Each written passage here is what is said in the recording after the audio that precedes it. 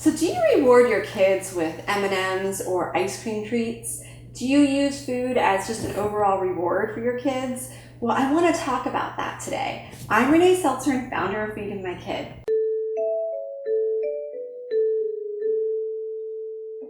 In today's episode, I just want to talk about rewards and should we be using food rewards with our children? So there's all of this new evidence that starts to show that kids develop a relationship with food starting very, very young. And that relationship generally lasts a lifetime. So how we view food, if you think I just ran a mile, I'm going to eat a donut because I deserve it, or I just got a raise and I'm going to have a piece of cake or some ice cream. A lot of that thinking stems from childhood.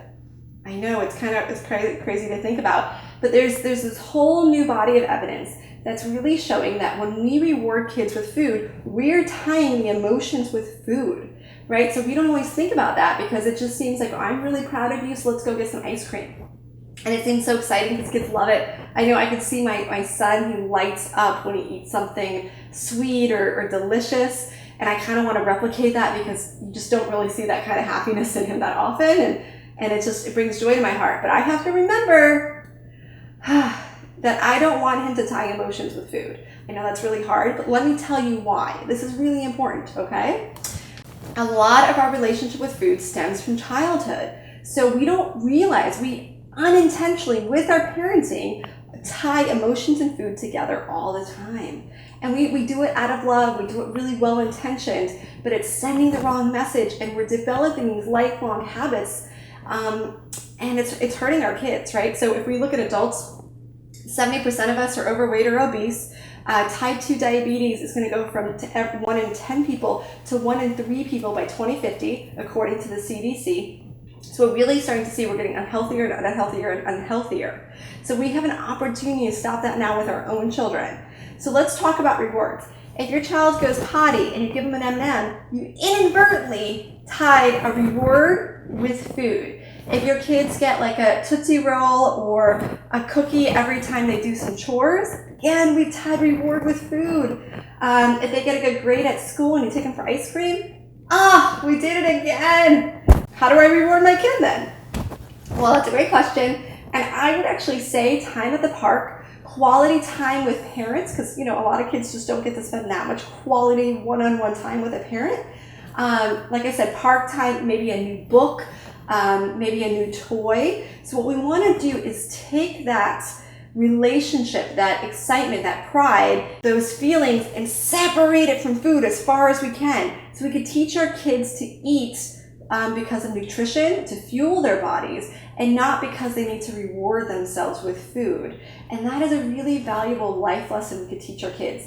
And I know you're thinking, what's a couple M&Ms? It's not doing anything. But if you really look around, as the kids are overweight, I think it's now 30 or 40% of kids are overweight or obese. If a child is overweight by the age of 4, they have like a 70% chance of being obese or overweight in adulthood.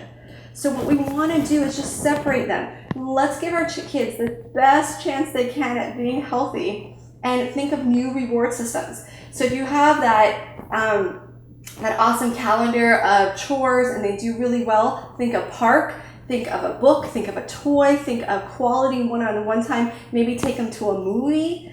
But let's completely separate. Food is no longer a reward. You do not get a reward for eating your Brussels sprouts and you get a cookie, right? So that's called a dessert deal. And I'm going to do a whole other video about that. And there's tons of articles on Feeding My Kid all about why you shouldn't do the dessert deal. But it's really important that we don't use food as a reward. So some kids, so one of you are thinking about it too. Every kid has a different temperament and personality. Some kids could do better with reward and not necessarily have a relationship with food, a negative relationship with food in the long term. And some kids get rewarded with food and end up eating their feelings. They eat when they're bored or they eat when they're tired. So I really want to caution, since you don't exactly know how your child's going to grow up to be, it's better not to even do it. Why take the gamble? Why take the risk? just use a different reward system. When we were learning to use the potties, we used TV as a reward because our kids didn't watch too much TV, so that was a huge reward for them. When they do really well, they could help me make a meal, or they could help me make a dish, or we just go to the park, or I'm just proud of them and I give them a big hug, but I don't tie food in any possible way to a reward system. I don't want them to associate happiness with food. So I'm Renee Seltzer, founder of Feeding My Kid. I hope you subscribe to our YouTube channel, follow us on Facebook and Pinterest, and keep checking out videos like this, because I just want us to be all more present to how we're feeding our kids